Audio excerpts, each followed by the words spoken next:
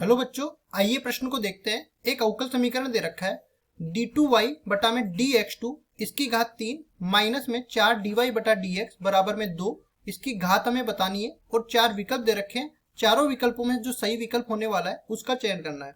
प्रश्न को हल करने से पहले इसकी मुख्य अवधारणा के बारे में चर्चा कर लेते हैं। मुख्य अवधारणा, तो मुख्य अवधारणा में हम देखो दो चीजें पढ़ते हैं। जब भी हमें अवकल समीकरण दे रखा है तो उसमें हमें पहली चीज तो कोटि निकालनी होती है और दूसरी चीज घात निकालनी होती है। दोनों की परिभाषा मैं यहाँ पे लिख देता हूं। देखो कोटि तो क्या होती है, अवकल समीकरण में जो पद अधिकतम बार अवकलित किया गया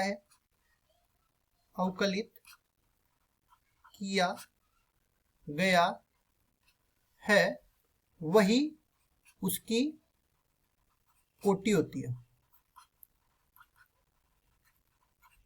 ठीक है, मतलब अवकल समीकरण की हमें कोटि निकालनी होती है तो उस अवकल समीकरण में देखेंगे कि अवकलज कितनी बार हुआ है, वही उसकी कोटि हमें निर्धारित करना होता है। उसके बाद जैसे घात भी हम लोग बता देते हैं। घात क्या होती है? घात अपने पास अधिकतम अवकलज की कोटि जो होती है, कोटि की घात ही अवकल समीकरण की घात होती है। अवकल समीकरण की घात होती है, लेकिन ये नियम तब लगता है जब अपने पास दिया हुआ अवकल समीकरण बहुपद रूप में हो। अवकल समीकरण बहुपद रूप में होना चाहिए, बहुपद रूप में हो। बहुपद रूप का मतलब ये है कि जो अपने पास अवकलज का पद है, जैसे dy बटा dx है, ठीक है, तो वो साइन के अंदर नहीं होना चाहिए, किसी भी और फलन के अंदर नहीं होना चाहिए। जैसे साइन के अंदर आ गया, log के अंदर आ गया, e की घात के अंदर आ गया, अगर इस तरह से आता है वो बहुपद रूप में नहीं है। अगर बहुपद रूप में नहीं है तो पहले अगर वो बदलता है तो बहुपद रूप में बदलो और उसके बाद उसकी घात निर्धारित करो। तो इसमें देख लेते हैं। यहाँ पे आपको पहले मैं बता देता हूं।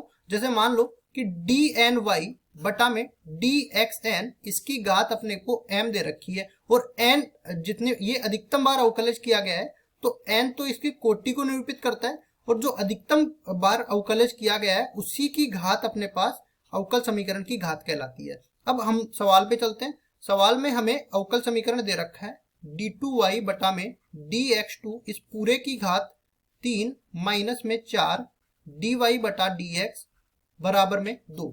तो ये अवकल समीकरण जो है अपने पास बहुपद रूप में दे रखा है, मतलब किसी भी फलन के रूप में नहीं दे रखा।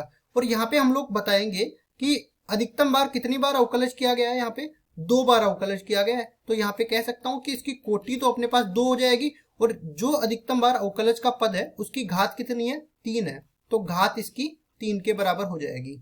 तो यहाँ पे हमें घात ही निकालनी थी, तो विकल्प देख लेते हैं। विकल्प नंबर डी में 3 के बराबर ये दे रखी है घात, यही अपना विकल्प सही हो जाएगा। आशा करता हूँ ये सवाल आपको समझ में आया होगा। धन्यवाद।